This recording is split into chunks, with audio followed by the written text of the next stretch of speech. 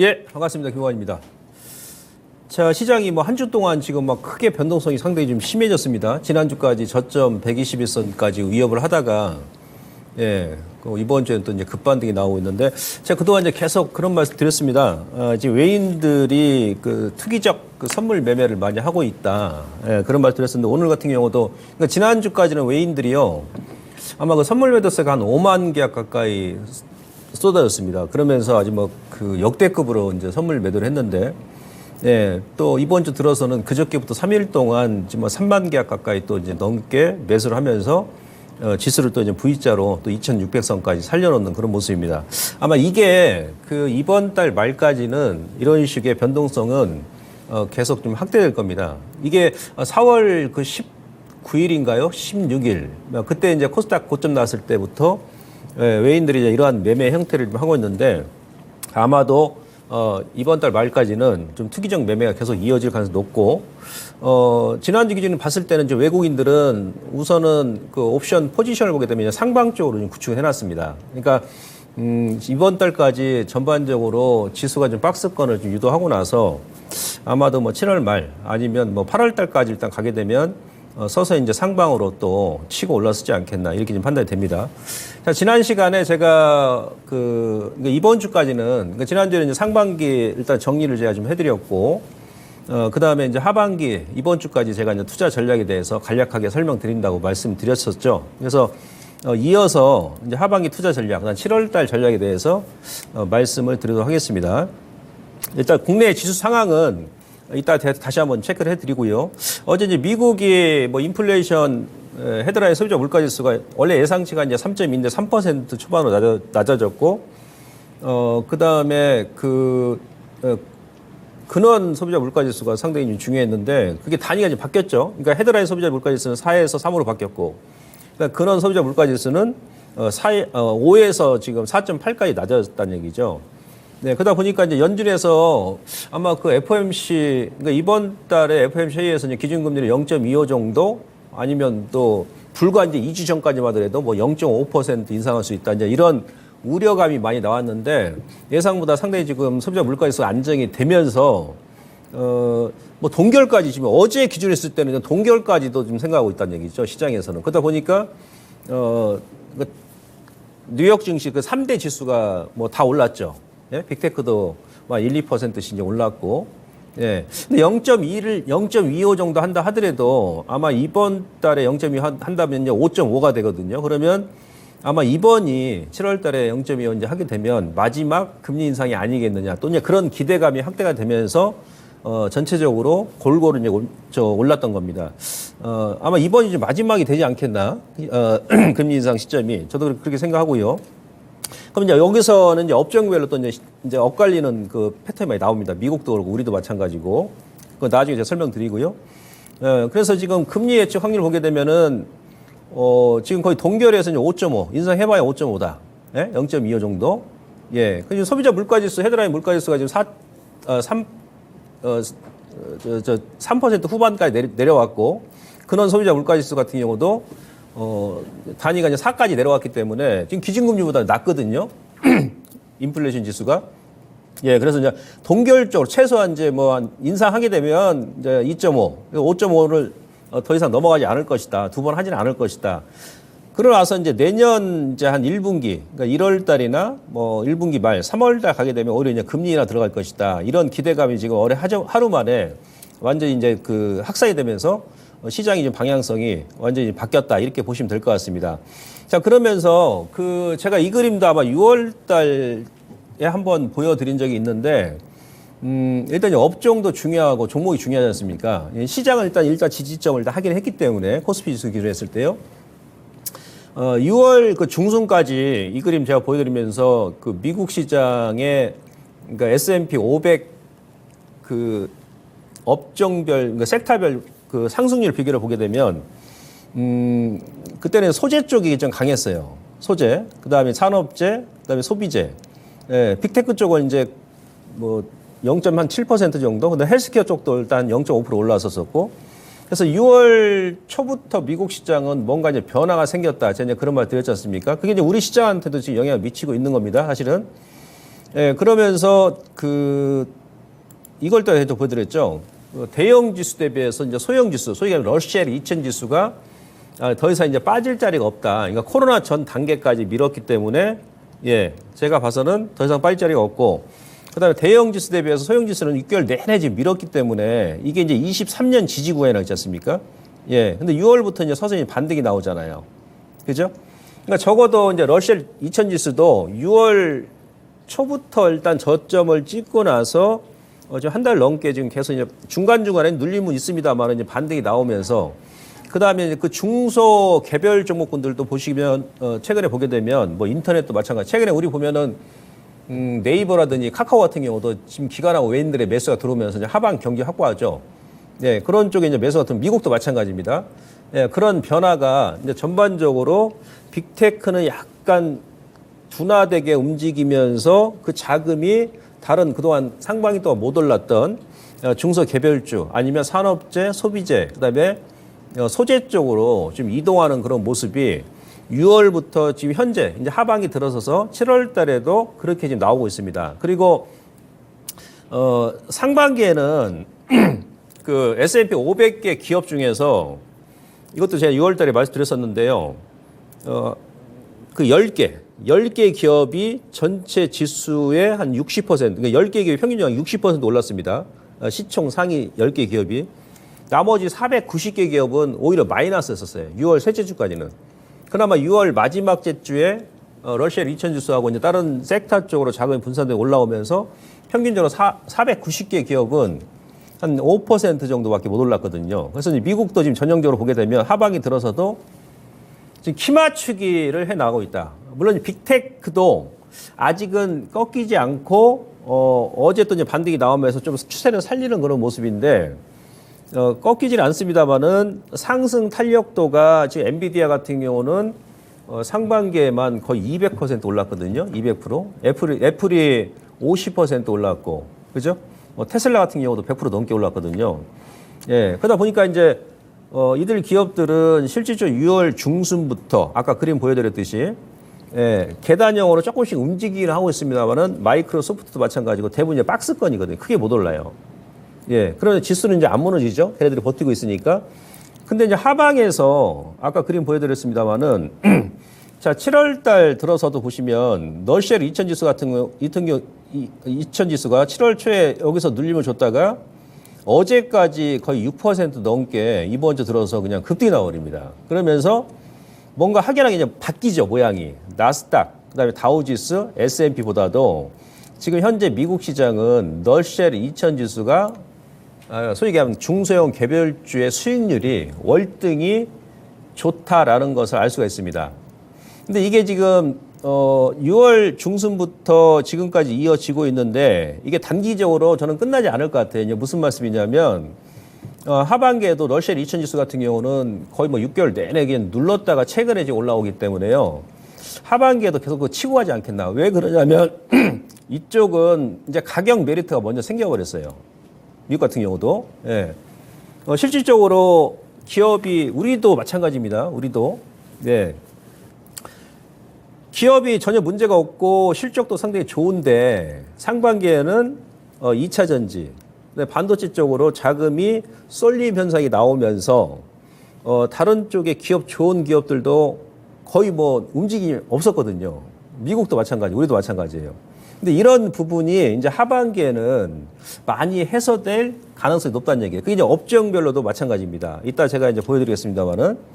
예, 그래서 이제 하반기에는 미국 시장의 러셀 2000 지수가 그 중간에 뭐 눌림을 줄지언정 계속 치고 가는 우상향 기조를 그려나가는 그런 모습이 나올 것이고, 이들 기업들이 또 이제 왜 움직이냐면 상반기까지 소위 얘기하면 이제 3월 달에 지역은행 문제가 불거지면서 최근에도 뭐 실업률이 조금 좋아지면 뭐 경기가 뭐 좋아질 수 있다. 좀 나빠지면 뭐 경기가 또 침체 국면 뭐 들었을 수 있다. 막 서로 지금 의견이 막 충돌하고 있잖아요. 근데 이 부분은 제가 그 뭐 3월달, 4월달, 5월달에도 여러 차례 말씀드렸습니다만은 그 데이터를 제가 보여드렸죠. 미국의 초선 대통령 임기 3년 차, 지금 현재 바이든 대통령이 임기 3년 차잖아요. 예, 역사적으로 임기 3년 차에 경기 침체가 나온 경우는 한 번도 없습니다. 한 번 더. 그러니까 올해는 적어도 미국이 뭐 중간에 조금 늘림은 줄 수 있겠습니다만은 큰 폭의 경기 침체는 없을 것이다. 예, 그러니까 연착륙은 좀 있을 수 있죠. 뭐 다음 달에 3분기 뭐 9월 달 정도. 네, 근데 경착륙이 없다는 얘기죠. 그러다 보니까는 이제 지역은행 문제도 끝났고 금리는 또 이제 인상이 거의 왜냐면 금리를 계속 인상하게 되면 빅테크 대형주보다도 아무래도 이제 그 중소형 개별주가 좀 피해를 많이 볼 거 아니겠습니까? 그죠? 예. 근데 그런 부분이 이제 해소 단계다 보니까 먼저 치고 올라가는 예, 그런 이제 모습을 보여줍니다. 그래서 금리가 만약에 이번 달에 이제 피크를 딱 찍었다 그러면 연준의 금리가 예, 하반기에는 널셀 2000 지수, 그동안 상반기 못 움직였던 중소 개별주가 그게 이제 소재, 산업재, 소비재, 뭐 헬스케어 뭐 이런 쪽입니다. 못 올랐던 뭐 통신 장비라든지 예, 이런 쪽의 흐름이 더 좋을 것이다. 이렇게 말씀드릴 수 있겠고요. 자, 다음 그림 보시면 이제 우리나라 이제 경기에 대해서 이제 우리가 좀 봐야 되겠죠. 하반기에 제가 그동안 이 자리에 나와서 여러 차례 이제 말씀드렸습니다만은 제가 지난 시간에는 그러니까 2019년도부터 지금 현재 구간이죠. 2019년도부터 그러니까 작년까지 2022년도 이때까지 우리나라 연중에 그러니까 이제 6월 마지막 주에서 그러니까 2분기가 끝나는 그 시점에서 일단 7월 만기까지 그죠? 4년 동안 제 차트를 보여드리면서 연중에 현재 이 시점이 가장 급등락이 심했다라는 부분에 대해서 설명을 드렸어요. 근데 올해도 지금 이제 5년째입니다만은 영락없이 동일하죠. 이런 것들은 여러분들께서 아마 내년에도 그럴 겁니다. 내년에도. 그다음에 3분기 말에 상당히 급등락이 심할 것이고. 예. 근데 제가 이제 만기 지나서 이제 방향성이 나올 것이다라고 제가 말드렸잖아요. 그러니까 오늘이 만기지 않습니까? 예, 우선 이제 방향성 살렸고 거래소는 일단 이제 차트 보여드리겠습니다만은 21선을 일단 갭으로 장했기 때문에 여기서는 일단 우리가 1차 바닥을 이번 주 초반에 찍었다는 건 2,520을 일단 인정해 주는 겁니다. 물론 이제 코스닥도 마찬가지 860. 예. 근데 내일장 이후에는 이제 외국인들이 지금 오늘까지 내일도 선물 매수 들어올지 모르겠습니다만은 지금 한 3만 개 가까이 지금 매수를 했기 때문에 이제 매수 여력이 조금 이제 감소합니다. 그래서 이제 내일장 이후에는 한테부터 누를 겁니다. 그러니까 오늘 갭을 또 메꾸는 뭐 그런 조정이 뭐 내일 안 나온다고 하면 월요일 정도 나올 수 있기 때문에 이제 하단에서 여러분들 이제 보시면 되고요. 요게 저는 이제 그 3월, 그러니까 7월 달까지는 전반적으로 박스권 장세를 이번 달까지 예상하고 있고요. 8월 달까지도 아마 조금 연장이 될 수도 있습니다. 박스 장세가. 예. 그 다음에 이제 그 밀리면은 제가 이제 거래소 같은 경우도 마찬가지고 중간에 이제 조정이 나온다. 그게 2,500 기준으로 제가 봤었는데, 그 하단은 이제 저평가라고 했어요. 그러니까 단기적으로는 지금 현재 펀드멘탈 기준으로 했을 때는 이게 8월 달까지는 지금 현재 지수가, 코스피 지수가 2,600, 2,650까지 가면 약간 비싸고 4분기, 하반기를 보게 되면 또 저평가 영역이거든요. 그래서 그 중간에, 그러니까 지금 7월 달과 8월 초 중순까지 박스 만들고 아니면 좀 행보를 하다가 이제 3분기 뭐 말 정도 돼서는 다시 한번 위쪽으로 치고 올라갈 수 있다. 이게 이제 전략이었지 않습니까?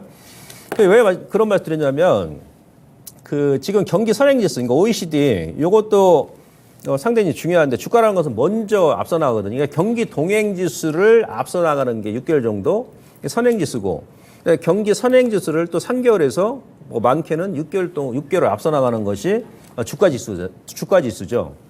2월 달에 정확히 바닥을 찍고 나서 1월 달, 2월 달이 저점이었지 않습니까? 예. 그래서 이제 4월 달부터 터닝이 나왔어요. 제가 4월 달에 한번 그림 보여드렸습니다만은 5월 달, 6월 달까지 우상향 기조를 그대로 이어 나가고 있습니다.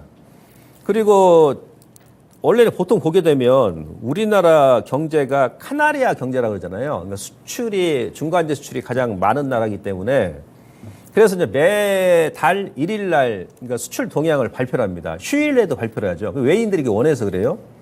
근데 이번 같은 경우는 이제 좀 특이한 그 현상이 발생했어요. G20 평균을 보게 되면은 오히려 우리보다도 경기 선행지수가 덜 빠진 가운데서 먼저 터닝이 나왔거든요.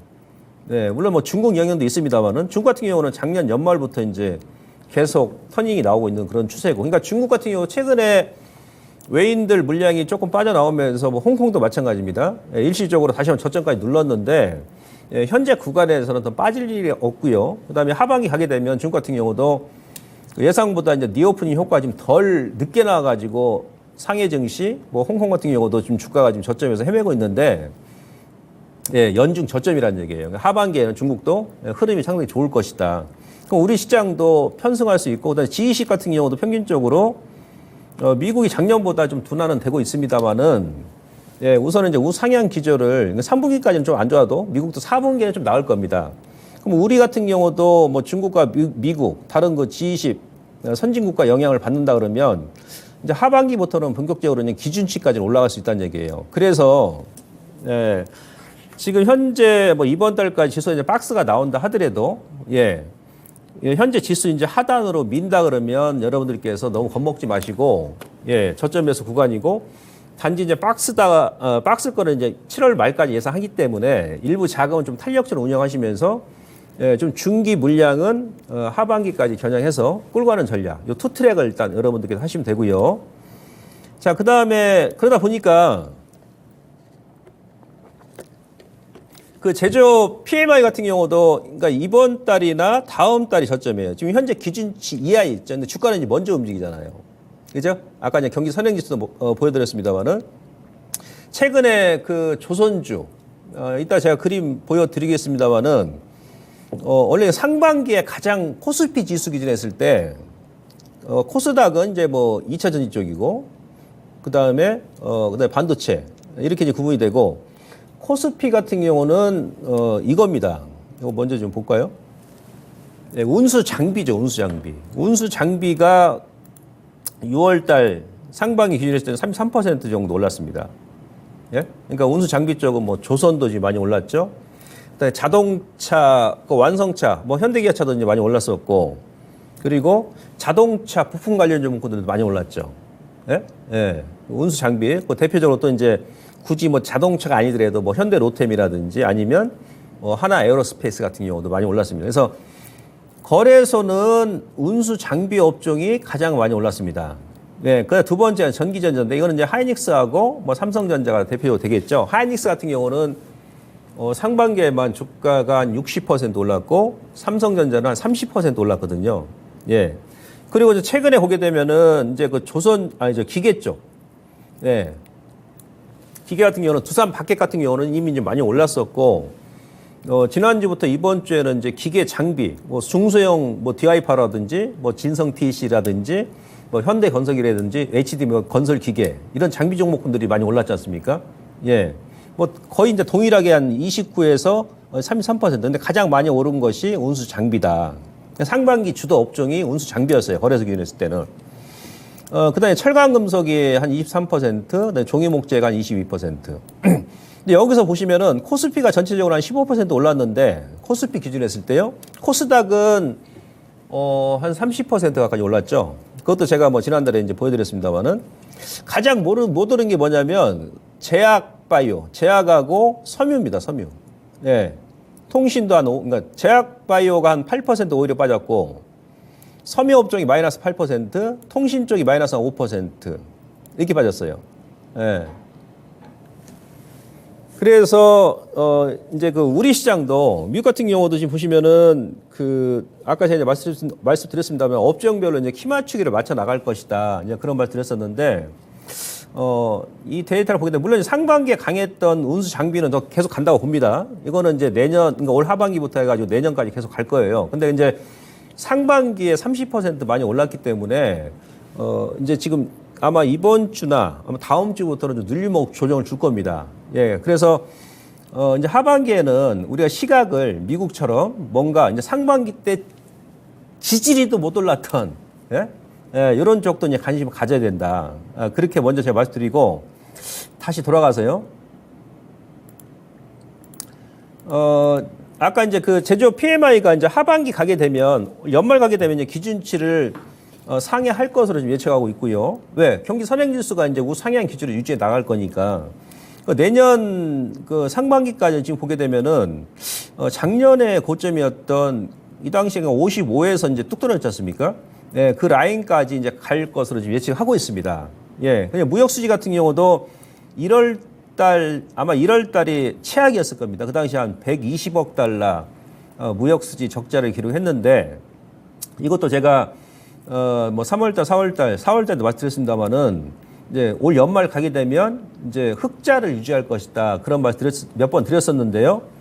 지금 예상대로 그러니까 지난달 6월 달에 그 10억 달러, 11억 달러죠. 11억 달러 이제 흑자 유지하고 나서 아마 7월 달하고 8월 달은 계절적인 요인 때문에 이번 달하고 다음 달에 약간 주춤할 겁니다. 예, 주춤하고 나서 3분기 정도 중간 지나고 나서 하반기까지는 다시 무역 수지 흑자 규모가 확대가 될 것이다. 그럼 보통 이제 코스피 같은 경우는 제조업 PMI하고 그다음에 이제 무역 수지하고 이게 상관관계가 한 0.8 정도 되거든요. 그러니까 동일하게 움직인다. 약간 시차를 놓고 동일하게 움직여. 그래서 지금 6월부터 지금 한 7, 8월까지는 약간 이제 박스권 조정 정도 예상하는 것이죠. 예, 지표 자체가 이렇게 나오니까.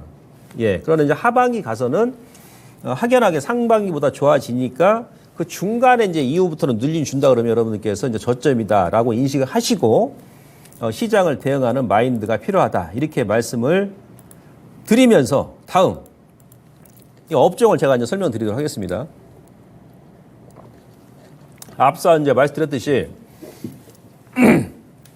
자, 제약업종이 가장 못 올랐다고 얘기했지 않습니까? 섬유 쪽하고. 예. 근데 예를 들어서 요건 제가 이제 추천하는 게 아니고 이제 미국도 마찬가지입니다. 제가 이제 요거는 이제 공개 방송에서 여러분들께 말씀드렸습니다만은 그 자금의 이 쏠림 현상이 왜 이렇게 심하냐면 예를 들어서 이제 실적이 그나마 뭐 한미도 마찬가지고 이건 이제 JW 중해제약이에요. 요건 사실하는 게 아닙니다. 예. 눌림을 줄 때 이제 한번 보세요. 눌림 줄 때. 여기서 한번 하나씩 좀 풀어나가 보자는 얘기죠. 지금 JW 중해제약 같은 경우 시가총액이 6,400억입니다. 6,400억. 이번에 올라가지고.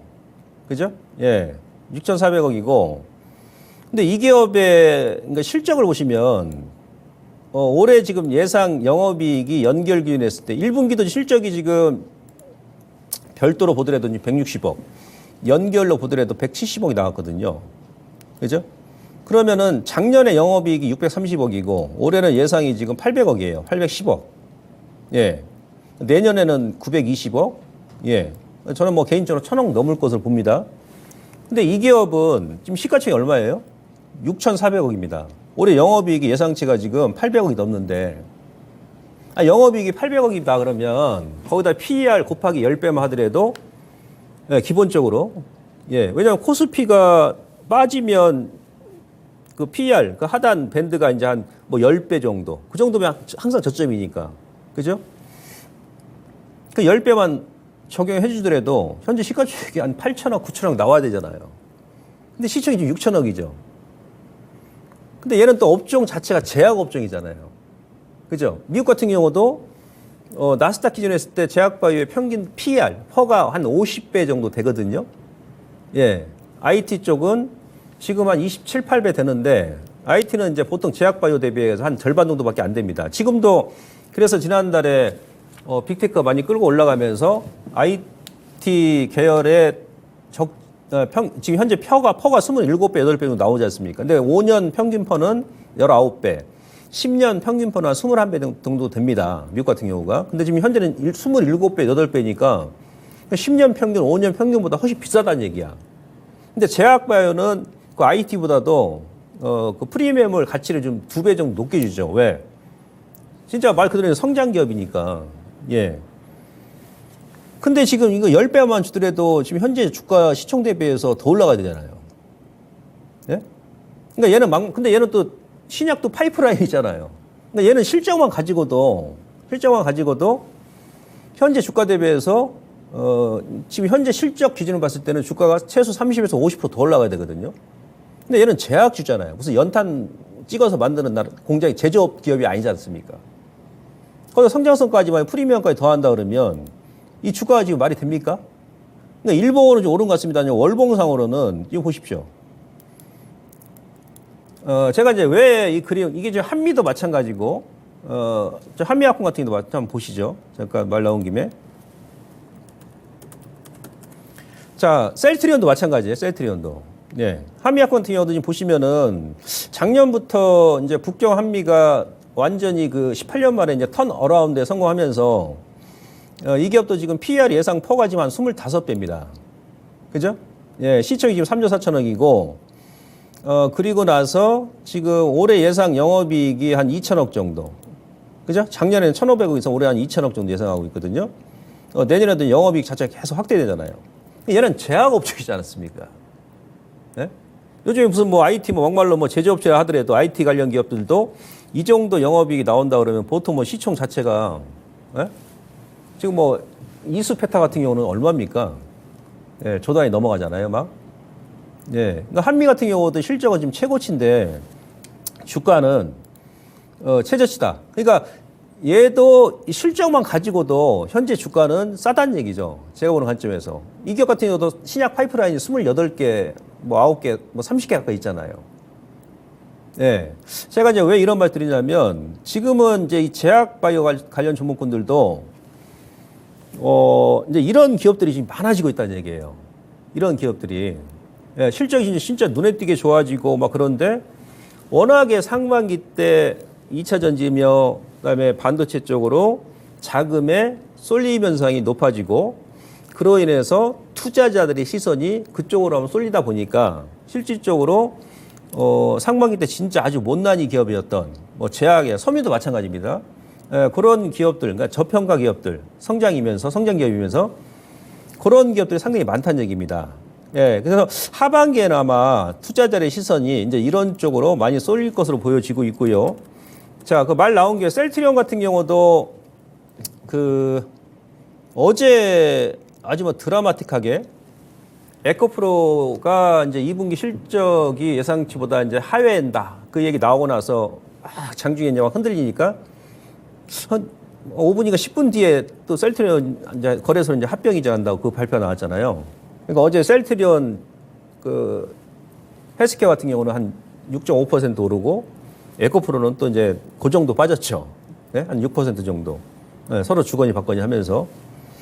근데 이제 경험적으로 보게 되면 그런 얘기가 이제 아무 때나 나오지 않거든요. 이제 기업에서도 주가 추이를 보면서 이건 일단 호재잖아요. 우선은. 예. 근데 이런 호재 발표하고 나서 주가가 더 빠져버려.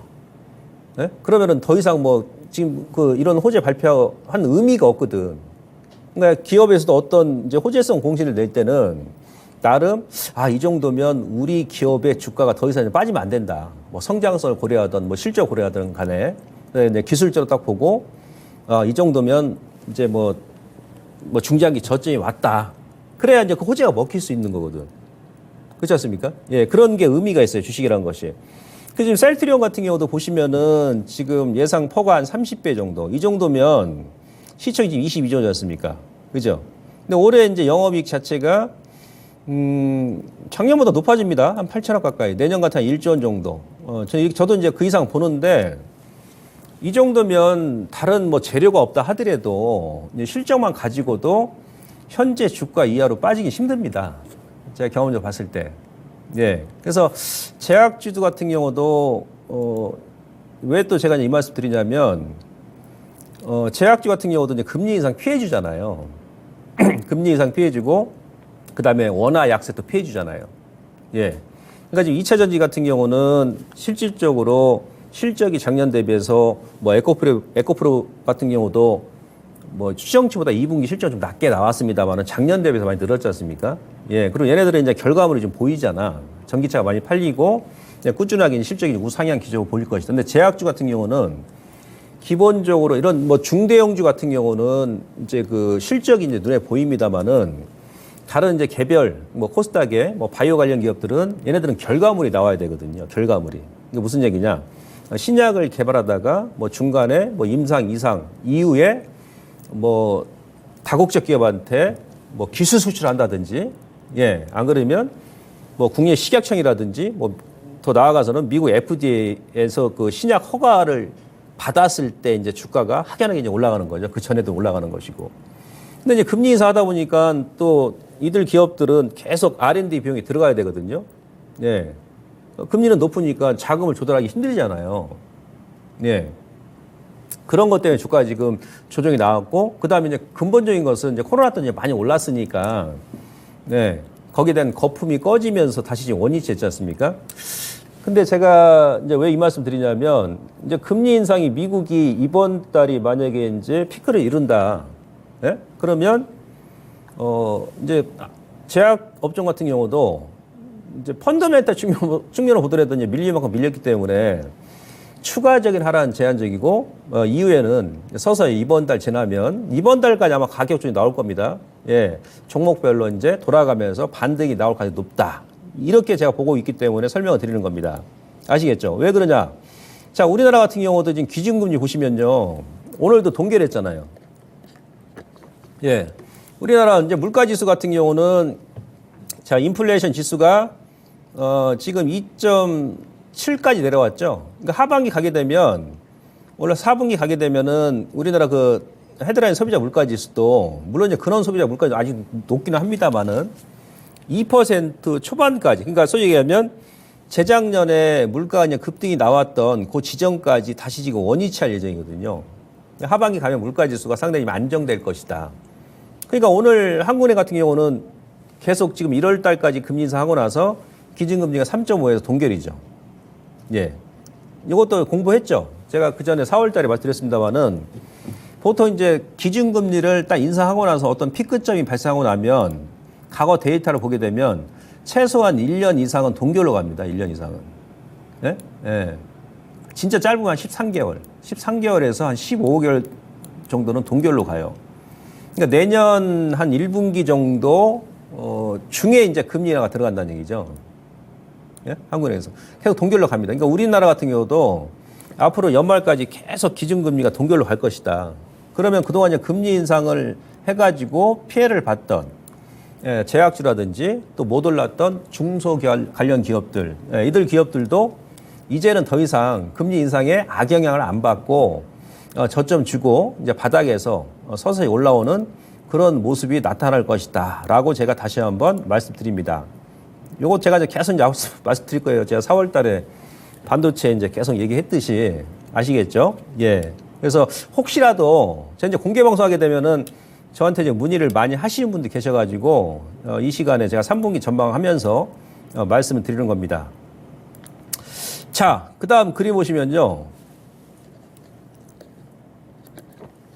자, 운수장비가 지금 어제 조선업종 같은 게 물론 오늘도 뭐 하나오션이라든지 뭐 삼성중공업이라든지 어제 윗거리 나오고 조금 지금 반등이 또 나오고 있는데 어제 왜 이제 윗거리가 나왔냐면 우리 그 로고 차트 여러분들 공부하셨죠?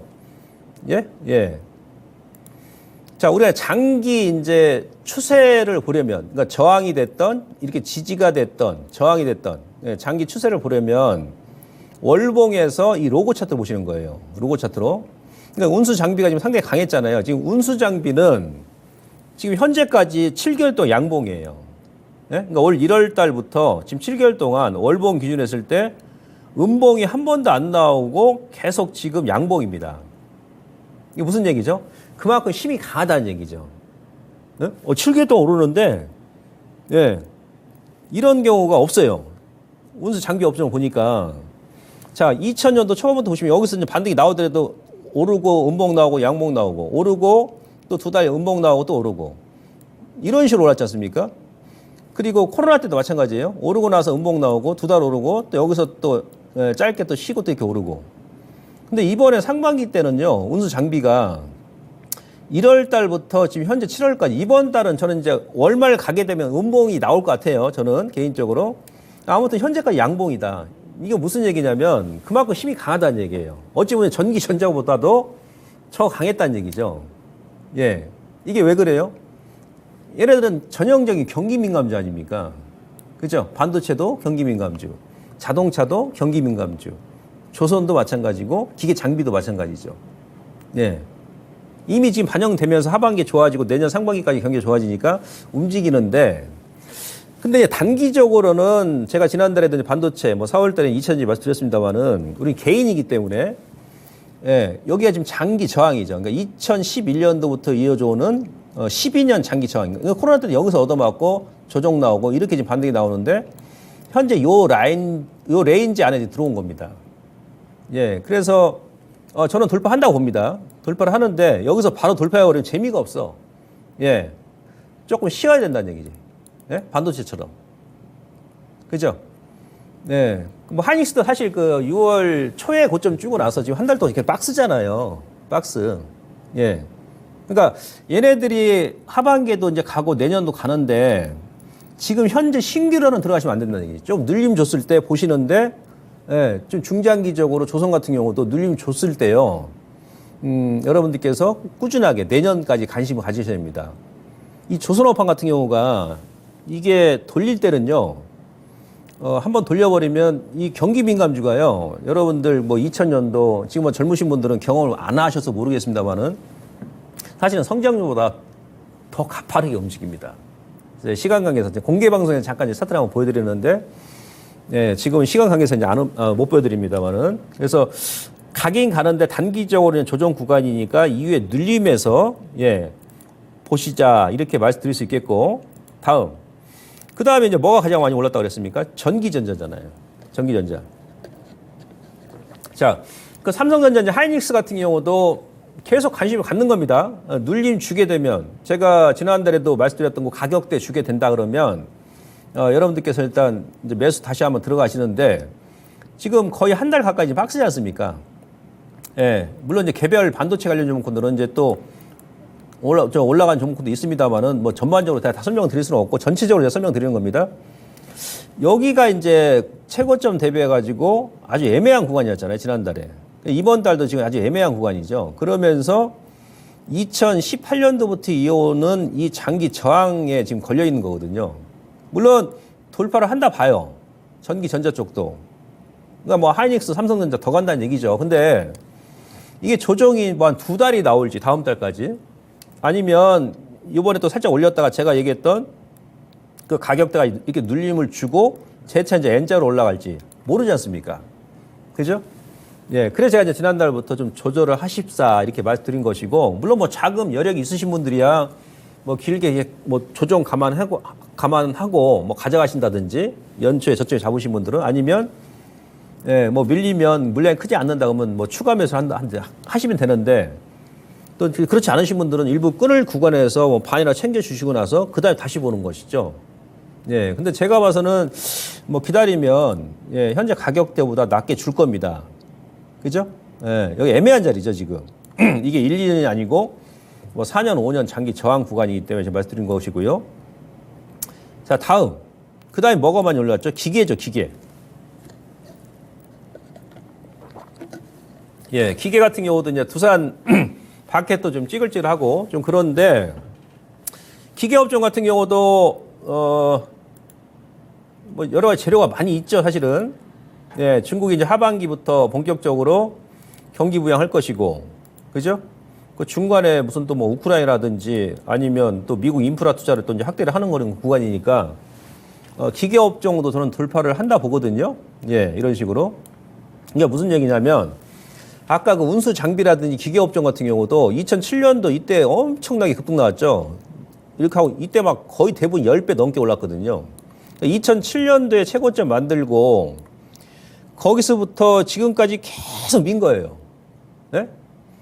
이 트렌드 보면 딱 맞게 움직여요. 여기서 저점 지고 터닝. 다시 계속 흘러내려오다가 코로나 때 여기 3월 달에 이거 언더슈팅 나오고 여기서 또 터닝 나오면서 이 고점까지 이렇게 쭉 올라왔던 것이죠. 이렇게. 이런 식으로. 그럼 여기서 또 어제 얻어맞고 다시 2년 조정, 올해 이제 상반기 이렇게 올라왔는데 지금이 16년이죠. 16년. 예, 16년 또 저항이야. 저항. 이번 달이. 예, 종목별로 조금 더 올라갈 수 있는데 여기서는 또 애매하단 말이에요. 여기서는 신규로 들어가시는 게 아니고 좀 기다렸다가 그 눌림 주게 되면 여러분들께서 기계업종 같은 경우도 올 하반기 내년까지 추가적인 우상향 기조를 이어나갈 가능성이 상당히 높기 때문에 꾸준하게 여러분들께서 관심을 가지시기 바라겠습니다. 예, 만약에 이제 요것을 이렇게 돌파를 한다 그러면 그때는 이제 또 매물이 없죠. 예, 새로운 이제 여기서 이제 요때처럼 이렇게 상승 3파가 나온다든지 이때도 마찬가지죠. 올려놓고 한 6개월 조정 나오고 여기서 엄청 올라가는 거예요. 여기서 이제 불꽃놀이죠 원래. 그러니까 1파보다도 상승 3파 구간에서 여기서 소위 얘기한 대박주가 쏟아지는 겁니다. 네. 그런 관점에서 여러분들께서 아까 그 운수 장비와 더불어 가지고 예, 기계업종 같은 경우도 지금 신규는 따라붙으시면 안 되고 예, 중장기적인 시각에서는 눌림 줄 때마다 좀 꾸준하게 관심을 갖자 이렇게 말씀드릴 수 있겠고요. 철강 금속 같은 경우도 지금 포스코 홀딩스가 돌발을 할 듯 말 듯 돌발을 할 듯 막 그러지 않습니까? 그죠? 예. 저 같은 경우는 이제 업종 전체를 먼저 보거든요. 그러니까 이 업종 지수가 고점이냐, 저점이냐, 예? 장기, 그 다음에 이제 중간 조정 구간이냐, 이걸 먼저 판단하고 나서, 이제 선발 종목을 저는 이제 추리거든요. 철강 금속 같은 경우도 지금 포스코 홀딩스가 만약에 돌파를 한다고 하면 이게 돌파를 할 수 있어요. 그러니까 위쪽으로 약간 레인지가 남아 있습니다. 예, 이 박스 상단까지 올라간다 그러면 조금 자리가 남아 있어요. 근데 철강 금속도 이걸 한 번에 돌파하기 힘들다, 이게. 얘도 마찬가지입니다. 2011년도부터 이어오는 12년 장기 저항이거든요. 코로나 때도 여기서 갔다가 정확히 얻어맞고 중간 지지점에서 이것도 보면 전형적인 이태리 장인 패턴입니다. 예, 여기서 터닝 나오고 이제 상방이 이렇게 올라왔는데 지금은 또 이 자리가 12년 장기 저항이라는 얘기죠. 근데 여기서는 조금 매물 소화를 하고 나서 다시 한번 터닝 나오는 좋다는 얘기죠. 예? 예. 아까 이 세 업종 같은 경우는 공통점이 뭐냐면요. 거래도 크게 안 나왔어요. 그러니까 거래가 이렇게 뚝 터지면서 많이 이렇게 올라왔다 그러면 이게 털린 거래거든요. 예. 근데 벌써 이제 상반기 때 3월달, 2월달, 4월달까지 매집해놓고 나서 지난달, 이번달 큰 거래 없이 주가가 이렇게 올라간다는 얘기는 이미 메이저들은 이제 밑에서 저점에서 세팅이 다 끝났다는 얘기예요. 예. 그래서 그 중간에 조정이 나온다 하더라도 다시 한번 하반기 내년까지 올라갈 가능성이 상당히 높다. 이렇게 제가 이제 말씀드릴 수 있겠고요. 다음. 그 다음에 뭡니까? 제약과 못난이. 그죠? 못난이. 자, 그 못난이, 지금 못난이가 막 인터넷, 네이버, 뭐 카카오, 막 그 제약바이오 대부분 다 지금 포진돼 있는데, 제약바이오는 제가 요것도 이제 지난달에도 한번 설명을 드렸었는데요. 근데 얘네들은 이제 반대죠, 반대. 예? 예, 반대입니다. 그러니까 아까 뭐 요 기계업종, 예? 그다음 전기전자, 운수 장비는 다 이제 그 장기, 17년, 16년, 그다음에 12년 이 저항권에 왔어요. 상반기 내내 오르면서. 그죠? 예, 근데 제약바이오, 그다음 섬유업종 같은 경우는 상반기 내내 빠지면서 코스피 지수가 15% 올랐음에도 불구하고 마이너스 8% 기록했거든요. 예.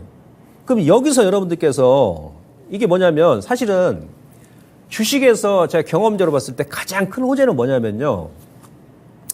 이 자금의 블랙홀 현상 때문에 어떤 특정 섹터에 자금이 쏠리면서 사람들이 이제 그쪽으로 호기심을 많이 가지고 그러면서 그쪽 종목으로 따라 붙으면서 실질적으로 이쪽으로는 막 줄줄 흐르고 상당히 많이 밀었습니다 불구하고 근데 실적 보니까는 실적은 최고치야. 근데 주가는 최저치야. 이런 기업들 있잖아요. 이런 기업들. 예? 예. 그런 게 가장 큰 호재입니다, 사실은. 그러니까 성장성도 높고 실적도 사상 최고치인데 유동성의 문제 때문에 수급적인 일시적인 문제 때문에 돈이 막 쏠리면 저쪽으로 따라 붙으니까 그래서 밀었던 애들이 처절하게 빠졌던 애들 그런 애들을 저점 잡았을 때 가장 큰 호재거든요. 싸게 잡고 먹으면 또 많이 길게 가져가면. 자, 그 제약업종 보시면 아까 이제 뭐 제가 중해제약, 뭐 한미약품, 예? 뭐 셀트리온, 뭐 삼성바이오로스, 뭐 이런 대표 기업들 여러분들께서 뭐 중소제약사도 마찬가지예요. 예? 바이오도 마찬가지고 회사는 괜찮아. 실적은 뭐 코스닥의 바이오 기업 중에서요. 제가 보니까 20년 이래 최고치야 실적이. 매출도 최고고. 근데 주가는 20년 전하고 좀 똑같은 위치에 있어요. 예, 그런 애들이 여러 개 있습니다. 여러분들께서 직접 기업 분석 한번 보십시오. 예? 근데 그런 애들은 지금 매수를 한 번에 사시면 안 되죠. 왜? 아직은 반도체와 2차 전지 자금이 지금 쏠리고 있기 때문에요. 근데 아까 제가 이제 금리부터 해가지고 이제 경기 상황 다 말씀드렸지 않습니까? 특히 그냥 원 달러, 원화 강세. 예? 환율이 지금 달러가 어제 인덱스가 2달 만에 최저치 기록했잖아요. 그죠? 그러니까 원화가 강세 전환될 것이고 또 원화가 추가적으로 강세 전환된다 그러면 제약주 같은 경우는 대부분 이제 원료를 수입하잖아요. 또 수혜지 않습니까? 분위기가 역전돼 버립니다. 예. 이게 또 한두 달 지나서 우리가 4월 달에 반도체도 그랬지 않습니까? 예. 아니 실적은 20년 만에 최고치고, 그다음 20년 전부터 어떤 신약을 개발하기 위해서 예, 이제 임상 2상까지 들어갔는데 실적도 나와요. 수출도 해. 예? 20년 만에 개발해가지고 작년에 뭐 어디 막 예? 몇백억 달러, 몇백억씩 수출까지 했어요. 근데 주가는 20년 전 처음에 신약 개발하기 전 그 수준에 머물러 있어. 원인은 뭐다? 지금 작은 블랙홀 현상이 터지면서 발생하면서 이쪽으로 쏠리다 보니까. 예. 그래서 일부는 그런 기업들은 여러분들께서 이럴 때 미리 선출해 가는 거예요. 예? 예. 그래서 얘는 지금 보시면 코스닥 제약업종도 마찬가지예요. 2012년도 저점 주고, 예? 예, 쭉 오르고 나서 이제 이 저항에서 한 번씩 얻어맞습니다. 이게 장기 저항이니까. 그래서 이제 로고 핵심 차트를 여러분들께서 공부하시라는 얘기예요. 여기가 이제 최고점이 얻어맞고, 코로나 때도 여기서 얻어맞고, 밀고 나서 여기서 올렸죠. 이때는 제약업종이 그냥 뭐 주도 업종이었으니까 그 후유증이 지금까지 생기는 거예요. 근데 기간적으로 한 2년 정도 이렇게 나타나게 되면 제가 경험적으로 봤을 때 추가적인 하락은 극히 제한적이다. 예? 그런 가운데서 이 라인까지 이 거래를 보세요. 근데 월봉의 거래를 좀 보시죠. 이렇게 거래가 없이 이렇게 조정이 나올 때는 항상 거기가 기회라는 얘기죠. 이때도 마찬가지. 2013년도, 14년도에도 이 추세 지수 하단에서 이 거래를 보십시오. 예? 예. 지금 현재 이 자리에 있다는 얘기예요. 이 자리에 있는데 아까 그 말씀드렸던 뭐 JW 뭐 중해제약이라든지 뭐 다른 종목도 마찬가지예요. 실적은 최고치인데 이런 애들 이런 자리에 있어. 예. 그런 애들은 이렇게 눈여겨봐야죠. 그런 종목들은. 예. 자, 이렇게 보시면 되고요. 이제 정리 제가 들어가겠습니다. 정리. 예. 양시장 다. 확인 후 7월달 박스권, 지금 에너지 비축 구간이다. 1차 저점을 일단 우리가 인정해 주는 겁니다. 일단 확인했어요. 내일부터는 외인들 선물 매수 여력이 좀 줍니다. 3만 계약 넘게 지금 매수했기 때문에. 예? 예. 내일 또 외인들 또 선물 몇천 계약 던지면 오늘 캔 매크로 내려올 것이다. 안 그러면 이제 월요일 정도. 예. 그래서 지금부터 좀 따라가시면 안 되고 하단 라인에서 여러분들 기다리시면 되고요. 코스피가 이제 2520 저점, 코스닥은 860. 이걸 일단 지지 맥점 일단 설정하시고 예, 보시고요. 그다음 외인과 기관들의 매수가 유지되는 종목군들. 그러니까 변동성이 막 확대되는데, 기관하고 외인들은 얘들 매도를 안 해. 그런 게 뭐냐면, 예를 들어서 이런 거죠. 요거는 제가 이제 뭐 공개 방송에서도 이제 제가 추천까지 했으니까 말씀드려도 되겠죠? 예. 삼성 엔지니어링 같은 경우 보시면 어제 그 신고가 나왔지 않습니까? 그죠? 요거는 제가 이때도 한번 공개적으로 추천했었고, 이 수급을 보세요, 수급. 이런 케이스. 중간에 3개월 정도 이렇게 조정이 나왔는데 이 조정 구간에서 외인하고 기관들이 매도한 게 거의 없어요. 매도해봐야 2만 주, 뭐 외국인들 6만 주, 그죠? 네, 근데 그 밑에서 여러분들 보시면 외인들이 올 1월 달부터 매수한 거 보십시오. 쌍끌이 매수를 했죠. 매수할 때는 몇 수십만 주씩 들어와요. 예? 예, 이 친구들이 매수를 했기 때문에 주가가 이제 우상향 기조를 4월 달까지 이렇게 유지한 거예요. 외인들이 임자니까. 예, 그래서 5월달, 6월 초부터는 여기서 매수를 안 하니까 때린 것도 없어. 예, 그대로 다 지고 있죠. 그러니까 주가가 이제 박스가 횡보를 하는 거야. 근데 어제 같은 경우는 외인들 또 임자가 들어오니까 어떻습니까? 예, 그저께 150만 주 매수를 해버리죠. 제가 그저께 공개방송에서도 여러분들께 말씀드렸습니다만은 어제 그냥 급등 나오면서 신고가 내버려. 신고가. 이런 애들은 여러분들께서 이게 눌림 줄 때 계속 보시는 거야. 계속 보시는 거야. 왜 그래요? 예, 월봉 보시면 이 월봉 한번 보세요. 월봉을. 예.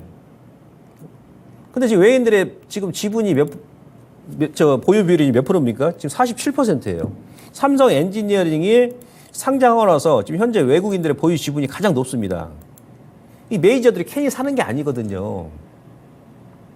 아까 제가 그랬지 않습니까? 경기 민감주, 경기가 이제 돌아서면 플랜트라든지 뭐 조선이라든지 나중에 이제 해운이라든지 기계가 먼저 지금 치고 올라갔고, 예? 그다음 이제 원자력이라든지 뭐 두산 에너빌리티라든지 이런 애들도 여러분들께서 이제 움직인다는 얘기입니다. 이 경기 민감 움직일 때는요, 예, 이제 바닥 세팅해 놔서 움직일 때는 아주 가파르게 움직이거든요. 그러니까 이런 케이스, 예, 예, 뭐 삼성전자 하이닉스도 마찬가지예요. 이 타이밍을 이제 기다려야 돼요. 그게 바로 이제 맥점 매매죠. 여기서 주가는 많이 안 빠졌어. 근데 이렇게 올리고 나서 3개월 동안 이렇게 횡보시키면 그것도 좀 그러잖아요. 그래서 일부러 이제 끊어주고 나서, 예, 다시 보고. 그런 식으로 그러니까 외인이 됐던 기관이 됐던 그 대형주가 됐던 중형주가 됐던 소형주가 됐던 간에 지금 시장은 상당히 변동성이 심한데 그대로 지고 있는 그런 종목들 있지 않습니까? 예, 그런 애들은 결국 간다는 얘기죠. 예.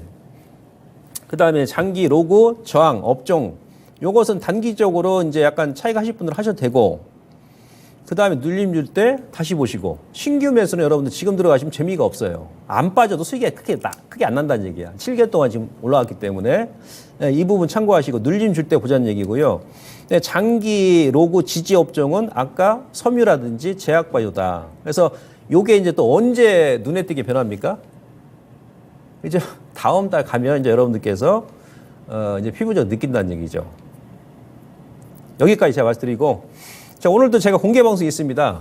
여러분들 제 유튜브 김봉만의 맥점 매매 TV 구독 꼭 하셔가지고 제가 매일 장 끝나고 마감 브리핑을 하거든요. 시청자 여러분들. 그래서 꼭 참여를 좀 해주시고요. 오늘도 장 마감하고 나서 공개 방송에서 다시 뵙도록 하겠습니다. 전 다음 주에 다시 돌아오도록 하겠습니다. 고맙습니다.